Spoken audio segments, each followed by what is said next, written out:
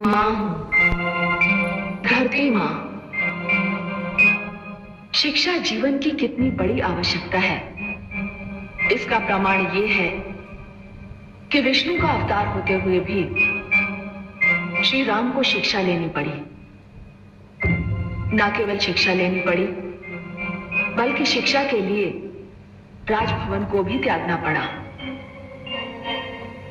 शिक्षा जितनी बालकों के लिए आवश्यक है, उससे भी अधिक कन्याओं के लिए आवश्यक है, क्योंकि ये एक सत्य है कि यदि मां शिक्षित होगी तो संतान को भी शिक्षा की महत्ता समझा सकती है। यही कारण है कि एक ओर दशरथ की मनोकामना थी कि श्री राम और उनके शेष सभी पुत्र शिक्षित हों, तो दूसरी ओर राजा जनक को भी यही चिंता थी कि उनकी पुत्री सीता को संसार की सर्वोत्तम शिक्षा मिले। शिक्षा की महत्ता को तो केवल रावण ने नकारा, परंतु सीता के रूप में माता लक्ष्मी को कौन शिक्षा देगा और क्या शिक्षा देगा, ये जानने को मैं बेचैन हूं। ब्रह्मर्षि गौतम पधार रहे हैं।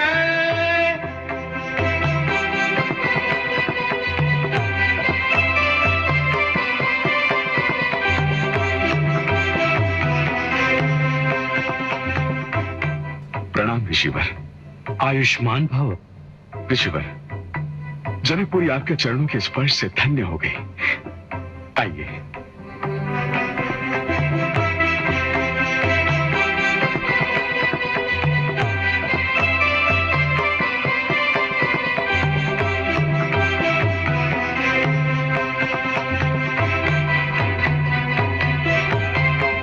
पधारिए।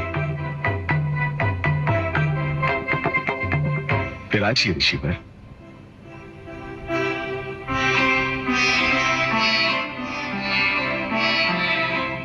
महाराज, आपकी वो भूकन्या कहाँ है जिसकी संसार में धूम मची हुई है? ऋषिवर, वो भूकन्या तो अब जनक दुलारी बन चुकी है। मेरी आंखों की पुतली, मेरे मन का चैन बन चुकी है। अब बस ऋषिवर, आती ही होगी। पिताश्री। लीजिए ऋषिवर, आ गई।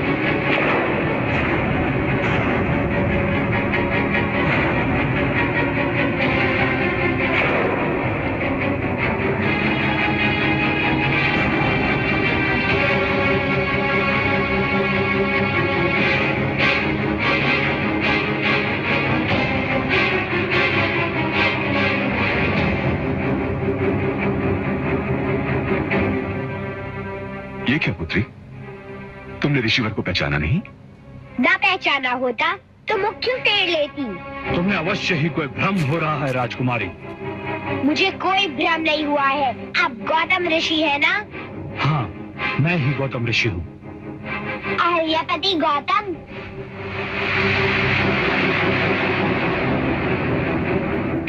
वही ऋषि गौतम ना, जिन्होंने अपनी देवी समान पत्नी को श्राप देकर पत्थर में बदल दिया था।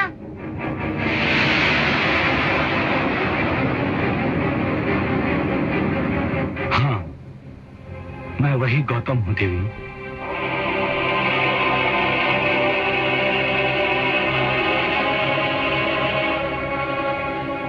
पुत्री, पुत्री ये मत भूलो कि ऋषिवर का समस्त संसार आदर करता है। करता होगा, परंतु मैं नहीं करूंगी। जिसने अपनी उस पत्नी पर अन्याय किया, जो पवित्र थी, पतिव्रता थी, चरित्रवती थी, मैं उसका आदर कैसे कर सकती हूँ? हे ऋषिवर, मैं आपसे पूछती हूँ, क्या आप वास्तव में देवी अहल्या को दोषी समझते हैं?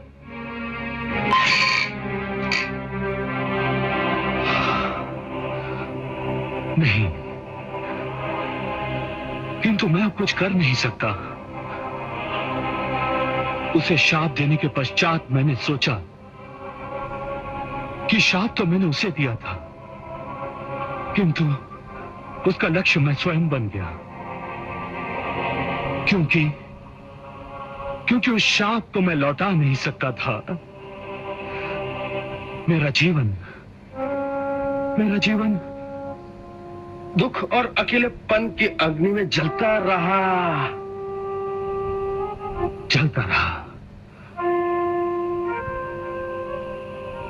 बड़ा अशुभ दिन था वो।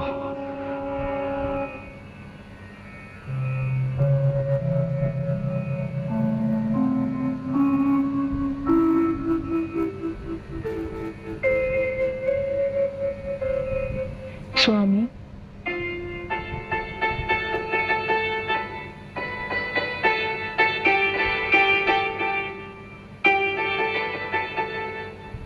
सूर्य नमस्कार को तो मैं नित्य दिन जाता हूँ, पर मेरे जागने से पहले ही आप जाग जाती हैं। वो इसलिए स्वामी कि भोर होते ही सबसे पहले मैं आपका मुख देखूं, सूर्यदेव भी नहीं। सत्य तो ये है कि मेरी भोर आपका मुख देखकर ही होती है। आप बहुत धनवान हैं देवी। ईश्वर ने बड़ी उदारता से कार्य लेकर अपने कोष से सुंदरता और पातिव्रत धर्म आपको प्रदान किया है। ईश्वर ने मुझे जो कुछ भी दिया है सब आपके लिए ही दिया है स्वामी। आप मेरे शरीर के भी स्वामी हैं और मेरे प्राणनाथ भी। मैं बहुत भाग्यवान हूँ। इस समस्त क्षेत्र में न आप जैसी कोई सुंदर नारी है, न आप जैसी कोई पति सेविका। रात ढल रही है, मैं गंगा स्नान करने जा रहा हूँ।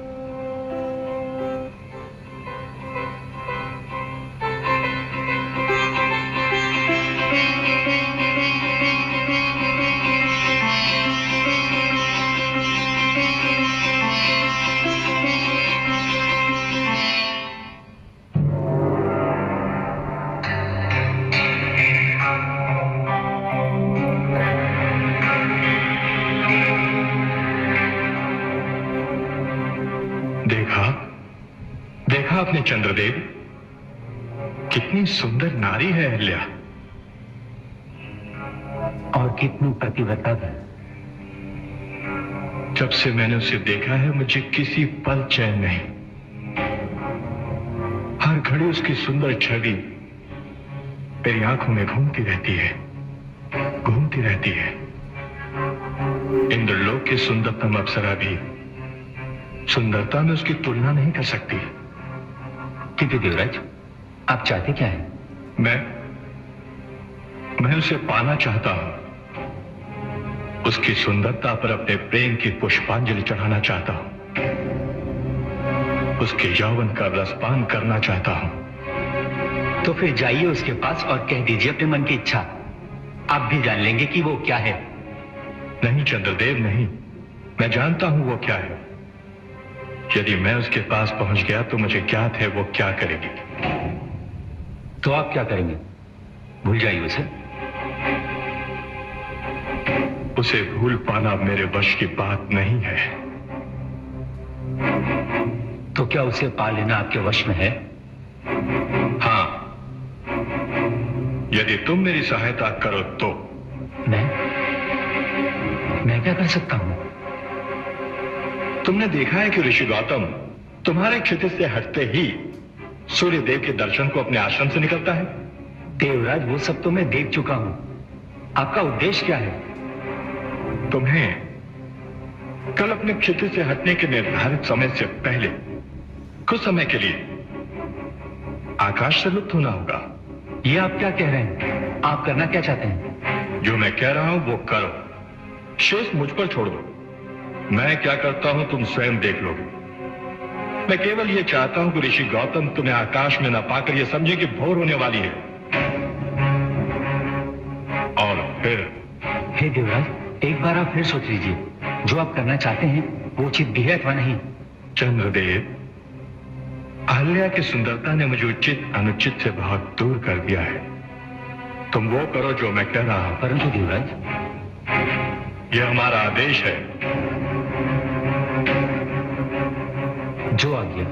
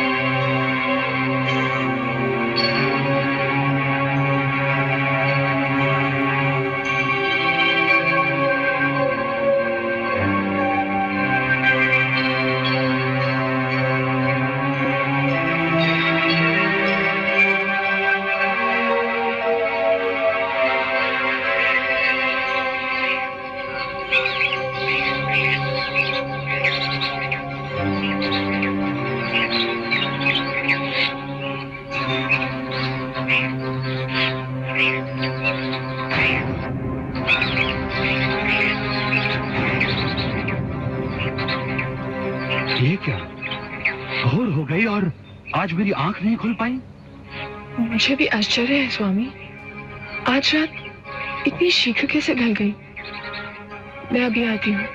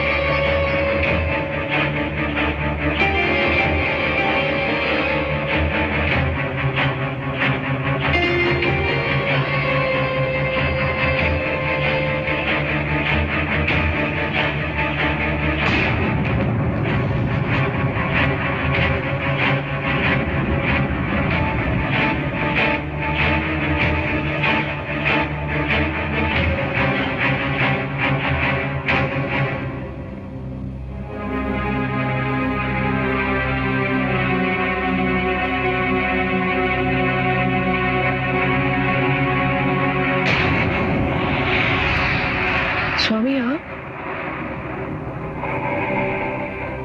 आप आज इतना शीघ्र लौट आए? क्या आप सूर्य नमस्कार के बिना ही लौट आए? हाँ। क्यों स्वामी, बताइए ना, आप इतना शीघ्र क्यों लौट आए?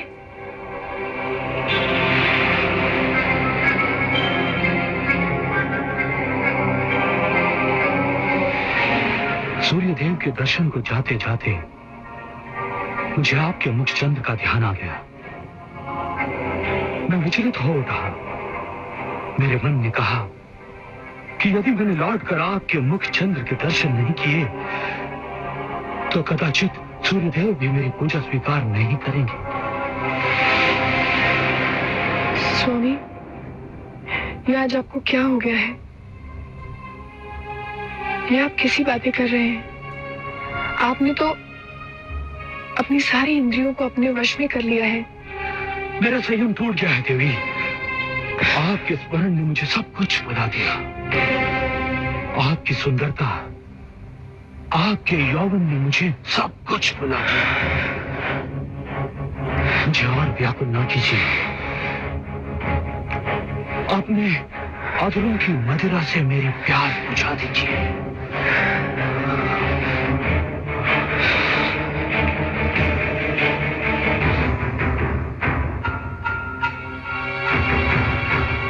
मुझमें देवराज के आदेश की अवहेलना करने का साहस नहीं था, किंतु मेरा मन मुझे धिक्कार रहा है।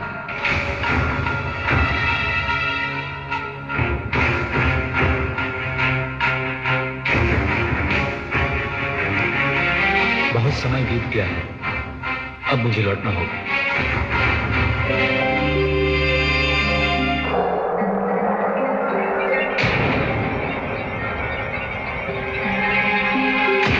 शरण्ये त्र्यंबके गौरी नारायणी नमोस्तुते। अरे ये क्या, चंद्रदेव?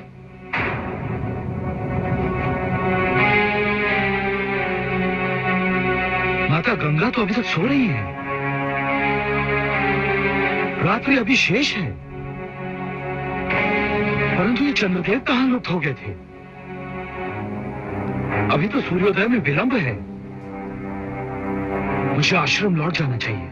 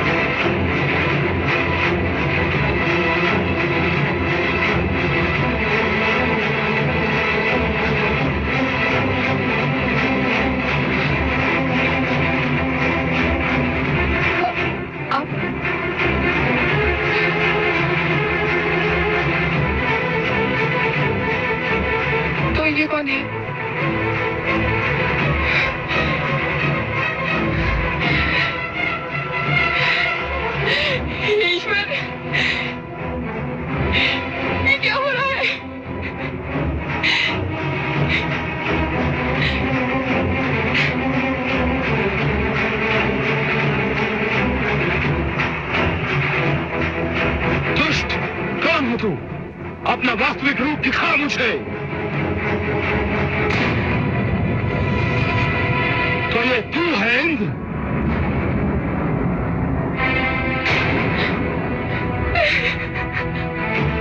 जघन्य पाप तूने किया है।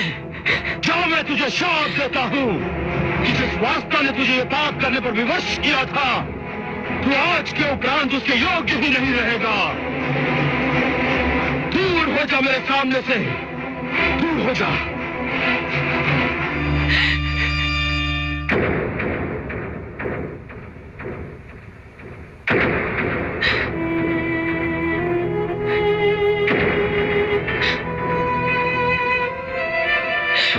नहीं स्वामी, इतनी कठोर दृष्टि से मुझे मत देखिए। मैं निर्दोष हूं। नहीं, तूने इंद्र के जघन्य पाप में उसका सहयोग दिया है। वो आपका वेश धारण कर आया था, मैं समझी आप ही हैं। किंतु वो मैं नहीं था। अब तो ये तू जान चुकी है। मैंने जीवन भर आपकी सेवा की है। इस एक क्षण ने तेरे सारे जीवन की सेवा पर पानी फेर दिया। मुझे क्षमा कर दीजिए स्वामी, मुझे क्षमा कर दीजिए। मुझे क्षमा कर दीजिए स्वामी। क्षमा कदापि नहीं। तेरा शरीर अपवित्र हो चुका है, तेरी आत्मा अपवित्र हो चुकी है। जो मैं तुझे श्राप देता हूं इसी क्षण तू पत्थर बन जा।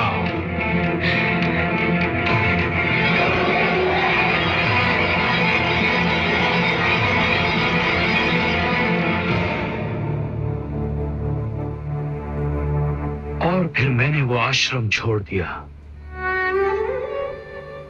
वो स्थान छोड़ दिया, वो नगरी छोड़ दी। और अहिल्या का ध्यान भी? नहीं, मैं उससे पीछा नहीं छुड़ा पाता।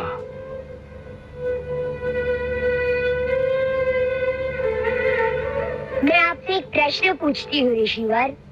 ये जानते होंगे कि देवी अहिल्या के साथ छल हुआ था, इंद्र ने उन्हें भ्रम में डाल दिया था, सारा दोष देवराज का था, देवी अहिल्या निर्दोष थी, आपने उन्हें शाप क्यों दिया? मेरे पास इसका कोई उत्तर नहीं है राजकुमारी। मेरे पास है। आपने ऐसा इसलिए किया क्योंकि वे नारी थी। पुरुष समझता है नारी का कोई अस्तित्व नहीं, कोई सम्मान नहीं, वो दासी है, उसका कार्य सिर झुका के पुरुषों की आज्ञा का पालन करना है। पुरुष कुछ भी करे वो स्वच्छंद है। स्त्री भूल कर भी कोई भूल कर बैठे तो उसे दंडित किया जाना चाहिए। मैं सत्य कह रही हूँ ना ऋषिवर? मेरे पास इसका कोई उत्तर नहीं है राजकुमारी। मैं कुछ नहीं कह सकता, मैं कुछ नहीं कह सकता। तो ऐसे व्यक्ति को ना मैं गुरु मान सकती हूँ, ना उसका आदर कर सकती हूँ। पुत्री सीता,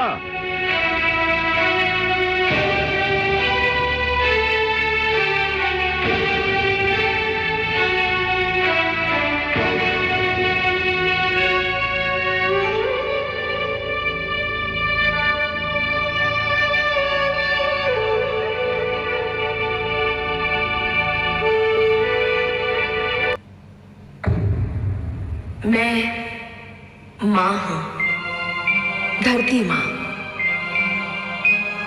मैं जानती थी कि अहंकार और अज्ञान चाहे जितने शक्तिशाली हों, सत्य के आगे ठहर नहीं सकते।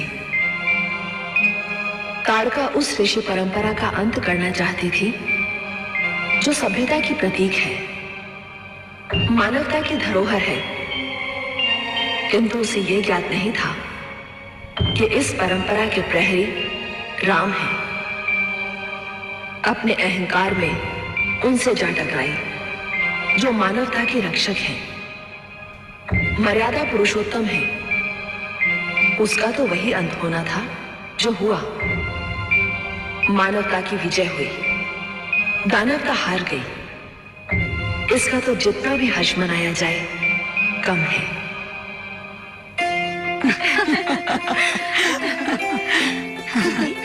महारानी, महारानी।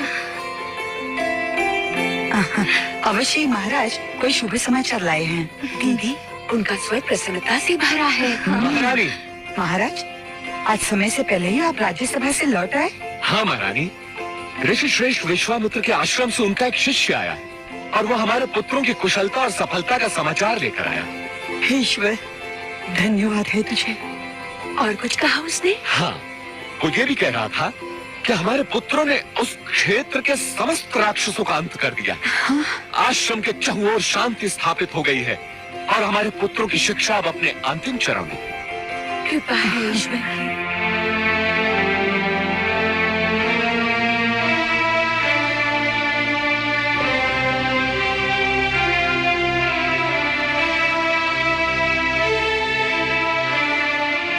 आप उदास क्यों हैं छोटी रानी? पुत्रों की कुशलता का समाचार सुनकर तो आपको प्रसन्न होना चाहिए था। केवल समाचार मुझे प्रसन्न नहीं करता महाराज। मुझे सुख तो उसी दिन मिलेगा जिस दिन मैं अपने लाल का मुख देखूंगी। फूलों में बसने वाला कांटों में पल रहा है। इस राजभवन का दीप ऋषि की कुटिया में अपना उजाला लुटा रहा है, तो मुझे प्रसन्नता कैसे होगी? किंतु छोटी रानी, हमारे पुत्र तो विद्या का धन प्राप्त करने गए हैं।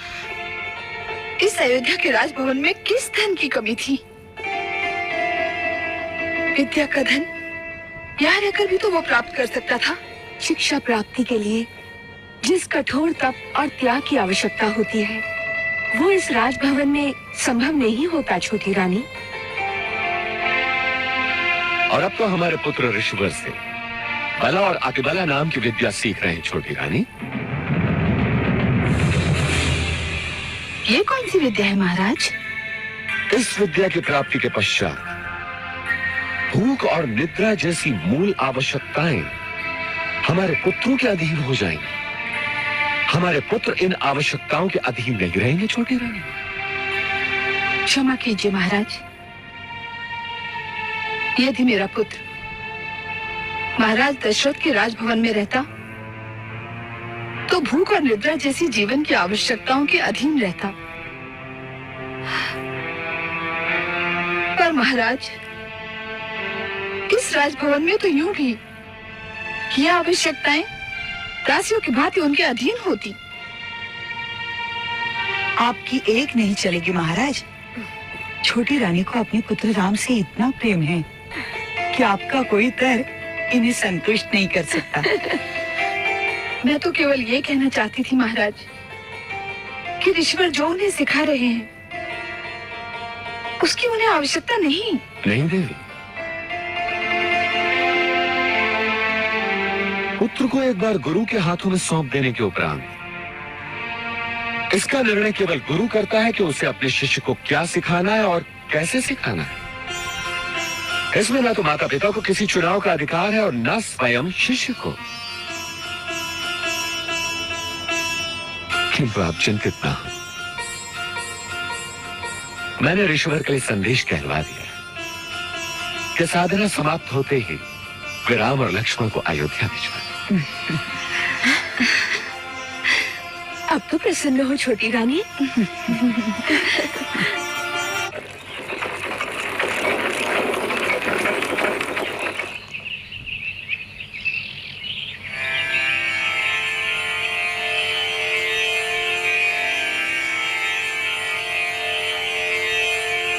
गुरुदेव,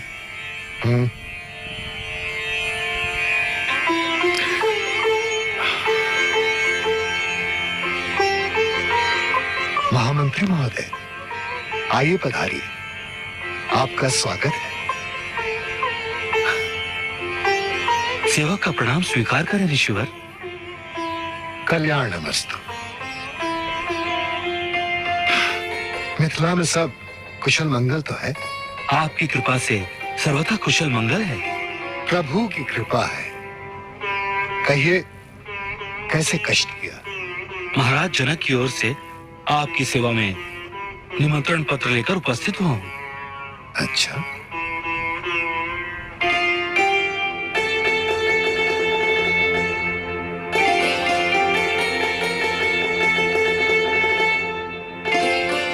महाराज ने शिव धनुष के महायज्ञ का आयोजन किया है और उनकी इच्छा है कि आप भी उसमें सम्मिलित हों। इसी के साथ उन्होंने राजकुमारी सीता का स्वयंवर भी घोषित किया है। उनसे कहिएगा कि मैंने उनका निमंत्रण स्वीकार किया। मैं अवश्य उपस्थित रहूंगा। जो आज्ञा।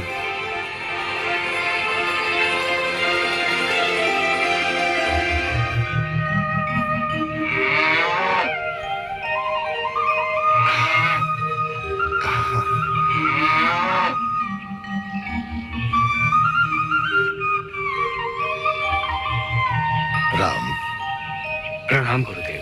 प्रणाम गुरुदेव। आयुष्मान भव, आयुष्मान भव। मिथिला से महाराज जनक के महामंत्री आए थे। महाराज जनक शिव धनुष का महायज्ञ कर रहे हैं और वो चाहते हैं कि मैं उसमें सम्मिलित हूँ। उचित भी है गुरुदेव। भगवान शिव आपके आराध्य जो है। मैं तो जाऊंगा ही, किंतु मेरी इच्छा है कि तुम दोनों भी मेरे साथ चलो। सुनो शिष्य, महाराज जनक के इस यज्ञ में एक नए इतिहास की रचना होने जा रही है। एक ऐसा इतिहास जो हमारे युग में वास्तविकता और आने वाले युगों की आंखों में स्वप्न बनकर सदैव जीवित रहेगा। एक नए राज्य की नींव पड़ने जा रही है। संसार हर युग में जिसके लौटने की प्रतीक्षा करेगा। हमें कल ही मिथिला की ओर प्रस्थान करना है शिष्य। तुम दोनों मेरे साथ अयोध्या के राजकुमार नहीं, मेरे शिष्य बनकर चलोगे। हम महर्षि गौतम के आश्रम होते हुए चलेंगे।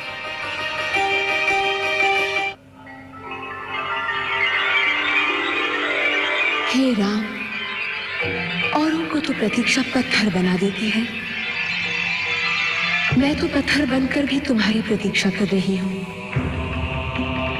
औरों के नेत्र तो किसी की राह तकते तकते पथरा जाते हैं, परंतु मैं तो न जाने कब से तुम्हारी प्रतीक्षा कर रही हूँ।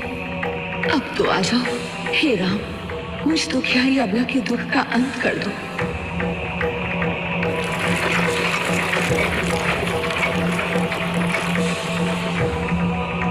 धन्य है वायु का ये झोंका जो मुझ तक तुम्हारे कमल चरणों की धूल की सुगंध लाया है। तुम आ रहे हो, तुम अवश्य आ रहे हो। मुझ दुखियारी के दिन फिरने वाले हैं। तुम मेरे कल्याण के लिए मेरे समीप आ रहे हो। हे राम, हे राम। रथ रोको सारथी।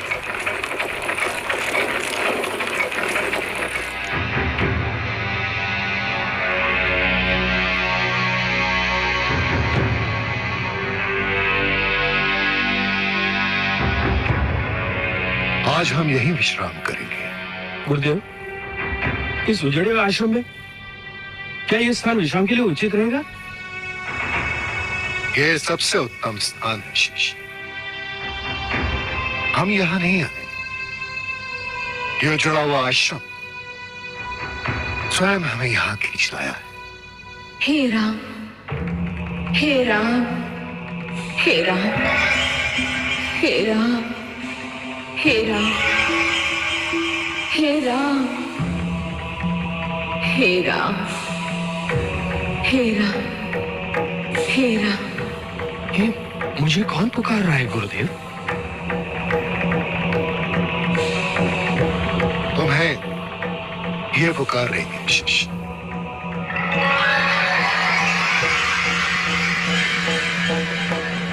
और न जाने कब से पुकार।